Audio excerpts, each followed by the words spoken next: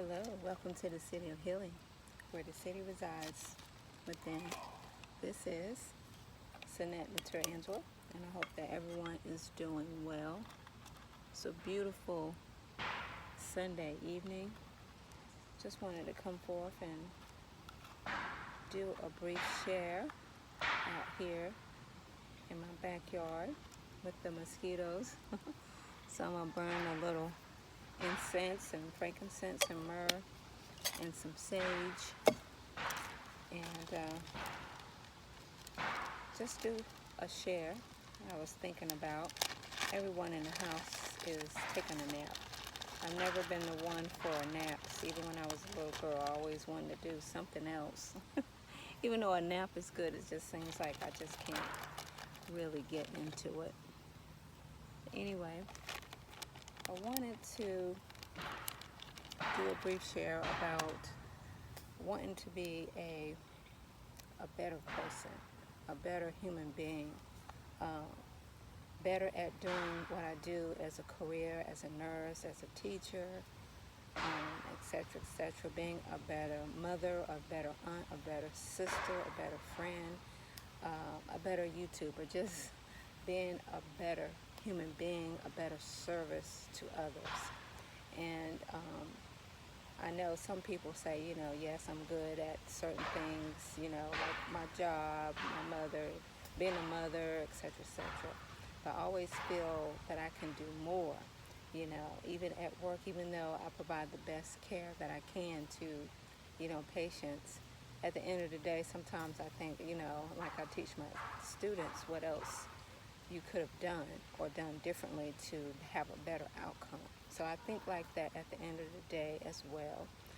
But when you're conscientious about it and you want to talk about it, it becomes, I believe, a better, important aspect of you accomplishing that goal of being that better person, that better nurse, that better mother.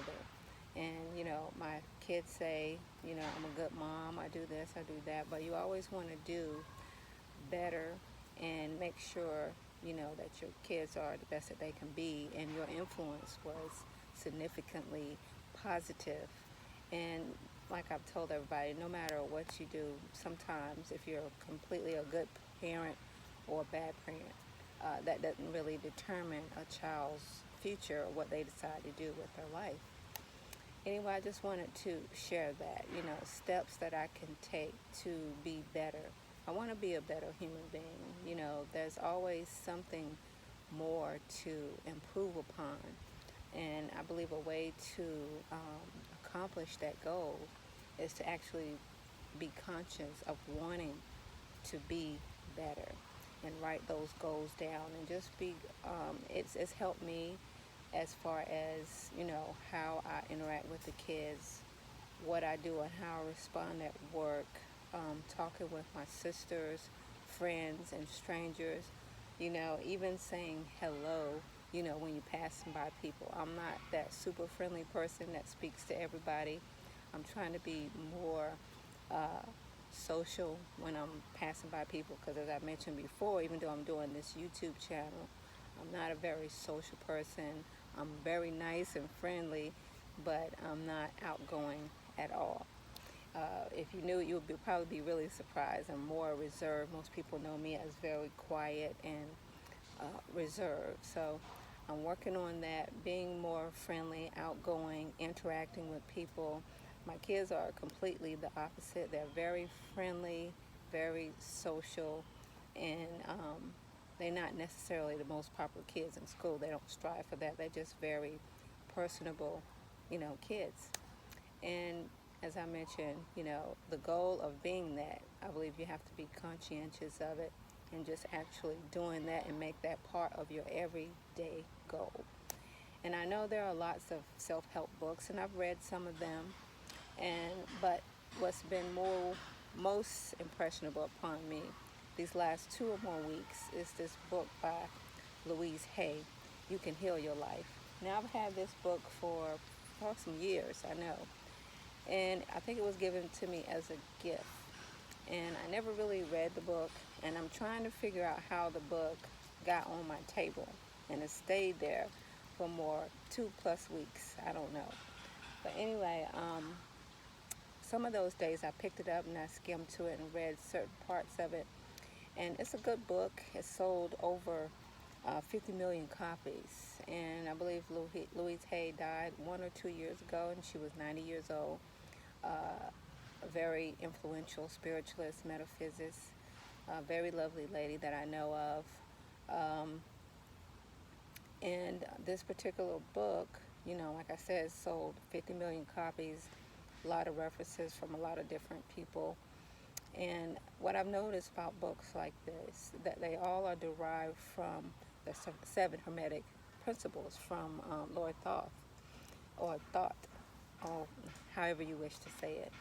But all of those books, if you really dig deep, deep into it, are from those seven Hermetic principles, and applying those and just basically um, skimming it down and really studying it, excuse me, and adding it to your life.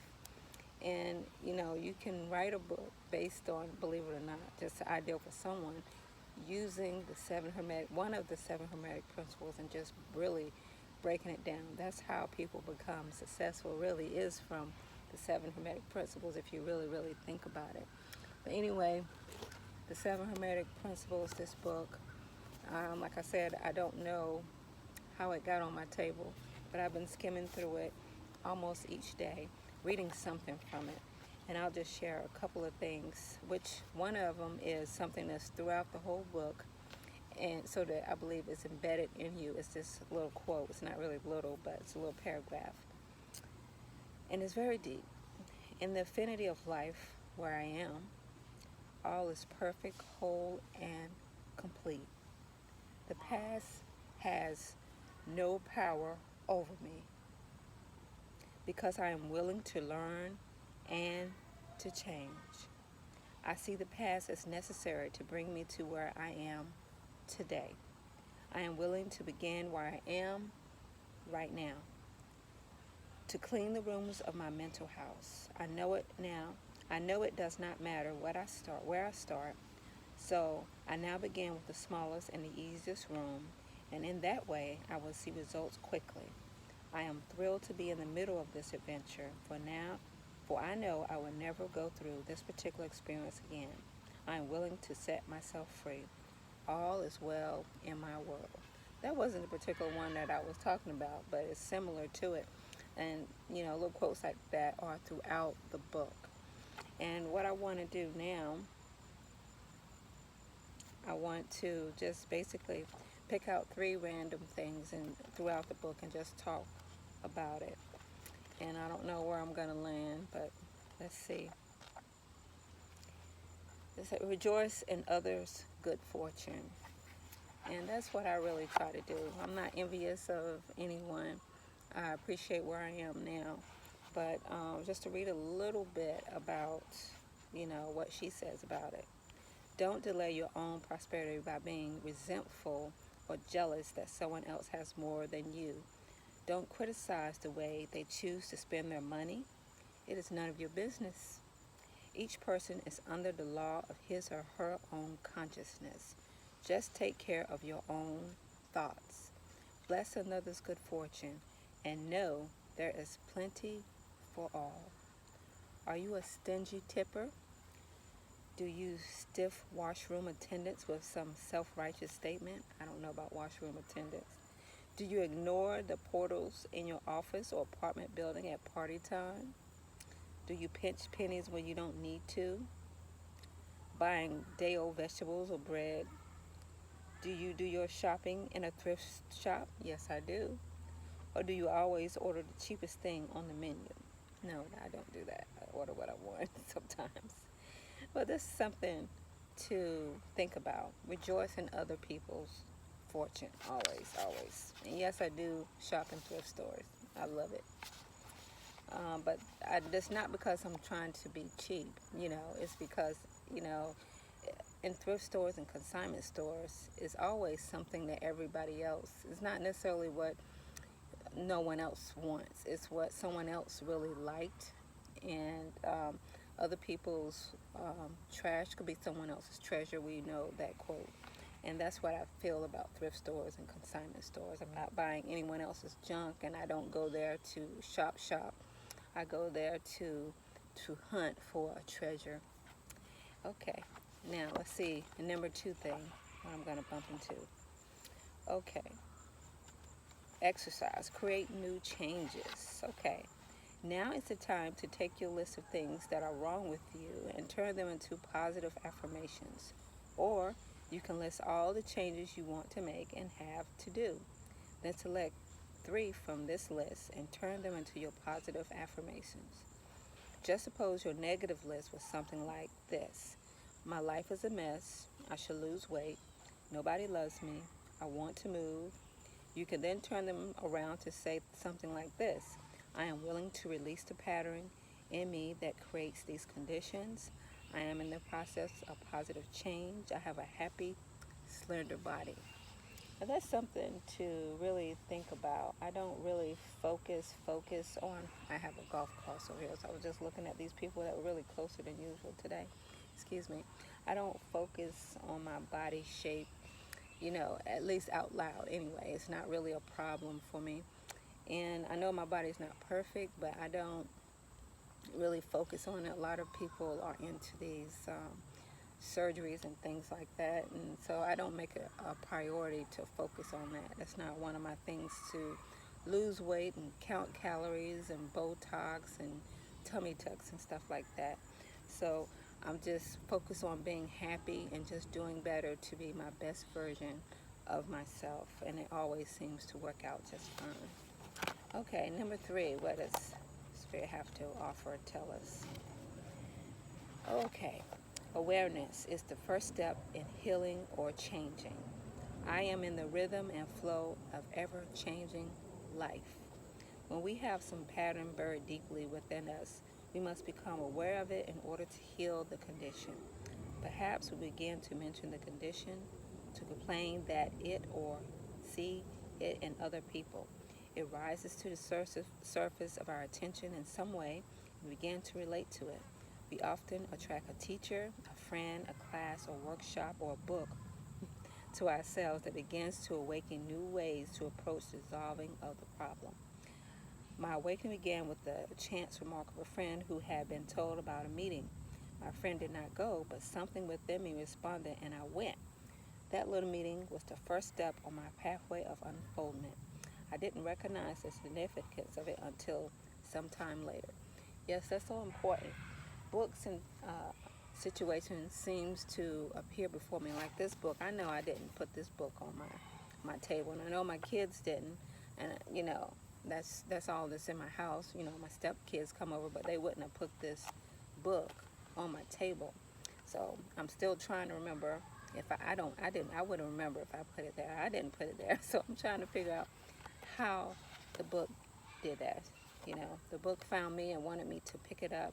I believe this is a very deep book, and it seems like a book that I've read before, of course.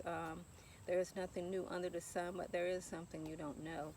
And sometimes, we live in this world, whether you feel it's flat or whatever. I believe, it's a womb, and a womb is considerably round and encompassing us, but nothing is new under the sun, and things seem to cycle and repeat itself. So no, this book is not new, but she was very successful in putting her magic on it, and it became very, very popular, something that we all can do if we put our minds to it. I don't think it took her a lot to do this book, but as you see, it sold over 50 million copies, an easy read. It's a very good book, and I've been reading on it throughout the week, just picking out just random spots, 3 or 4 pages a day.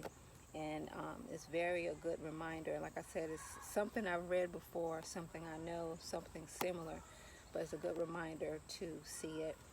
Anyway, I just wanted to come forth to share that, and just put it out into the universe that I am working to become even a better person at the different facets of life that I choose to navigate and explore.